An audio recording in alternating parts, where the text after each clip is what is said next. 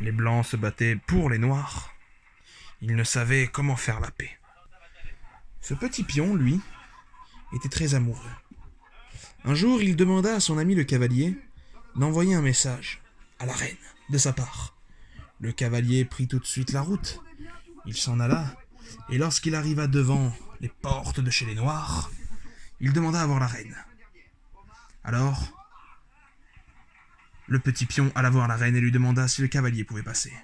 La reine fut fort énervée. Elle lui dit non, exécutez ce cavalier. Le cavalier était mort.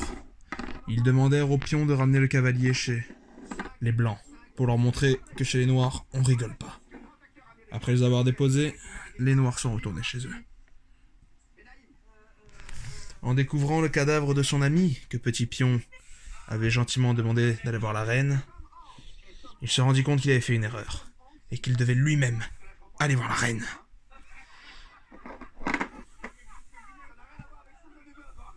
Le Petit Pion gravit des montagnes, marcha durant très longtemps. Il arriva devant les grands remparts, et là, une idée de génie. Il décida de se déguiser en noir. Ses amis, croyant qu'il faisait partie de l'armée, lui donnèrent un rang, et vu qu'un noir venait de disparaître, juste avant tué, par une tour, ils lui dirent qu'il prendrait sa place. Il a donc pris sa place. Il gravit les échelons et prit la place de beaucoup de personnes. Jusqu'au jour où il arriva devant la reine. Ils parlèrent, la reine et lui, durant toute la journée. Un jour, il lui proposa de sortir manger. Alors la reine et lui sortirent manger un bout. Ils se baladèrent, faisèrent un pique-nique. Ils marchèrent ensemble, ils marchèrent. Au même moment, le petit pion, très amoureux, reçut un appel d'un cavalier blanc. Le cavalier blanc lui dit que le roi voulait le voir, mais il ne devait pas le dire à la reine.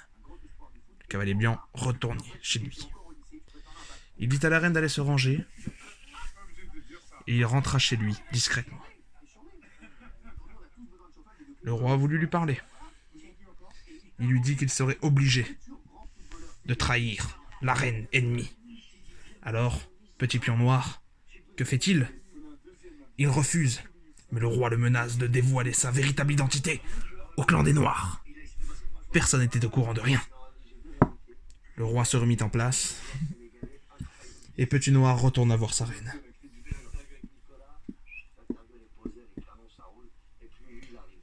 Il proposa donc à la reine de ressortir le lendemain. La reine accepta. Pendant la nuit, le petit pion décida de s'incruster au niveau des tours. Il prit la place d'un autre petit pion. Et pendant la nuit, il appela le chevalier de chez lui, un des cavaliers.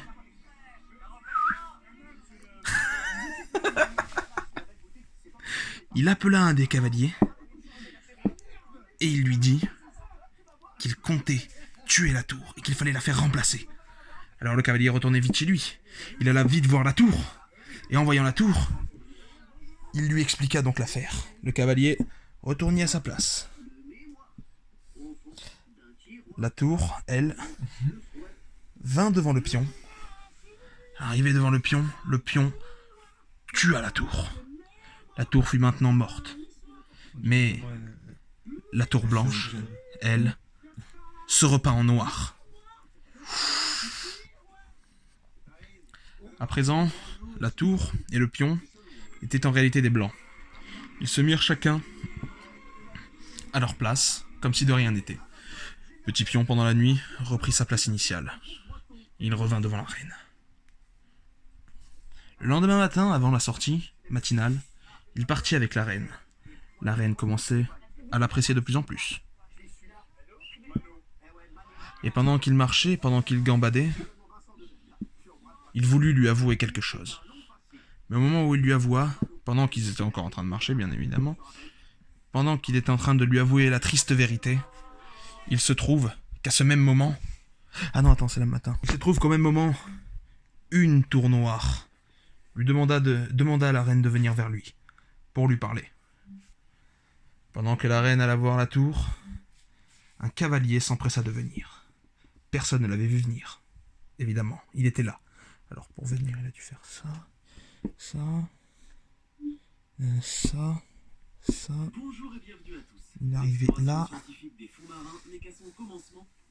Il expliqua au petit pion que s'il ne tuait pas la reine, c'est lui qui mourrait.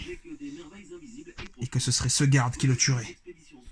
Au moment où la reine était en train de parler à la fausse tour, qui n'était pas de son clan, Petit Pion s'empressa. Et il tua la reine, il tua sa bien-aimée. Il ne le voulait pas. La reine était morte. Mais tout le monde avait vu ce qui s'était passé. À ce moment-là, sa peinture coula.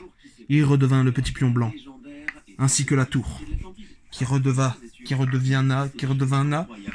la tour blanche. Toute la famille d'en face a longuement pleuré la reine. Ils l'ont ramenée et l'ont enterrée. Ils se sont jurés de tuer tous les blancs. Oh,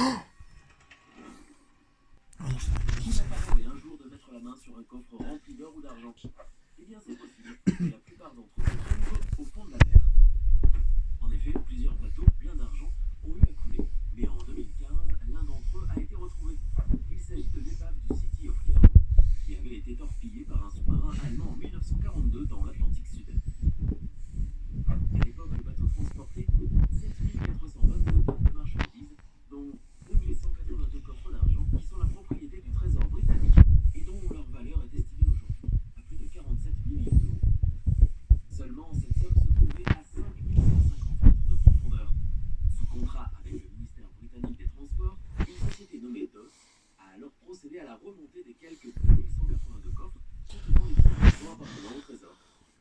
Selon le fondateur de cette société, John Kingsford, une très grande partie des 100 tonnes d'argent ont pu être récupérées. Il existe au fond mais pendant ce long combat, où il y eut beaucoup de morts, où il y eut énormément de cadavres, de charniers, les deux équipes étaient en train de trancher des gorges, le sang coulait. La reine ennemie a été abattue. Au milieu de ce champ de bataille, le roi se retrouva prisonnier. Le fou ici le bloquait le passage. Le fou ici le prenait en échec. Et ce cavalier lui bloquait le passage pour qu'il reparte en arrière. Il avait toujours une issue. Il pouvait passer par là. Mais ce n'était pas à son tour de jouer. Et plusieurs de ses pièces étaient en danger.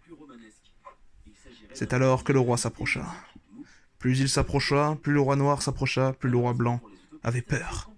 Il avait très peur. Et lorsqu'il se plaça ici, le roi pensait enfin pouvoir l'achever. Lorsqu'il se plaça ici, le roi pensait enfin pouvoir l'achever. C'était la fin.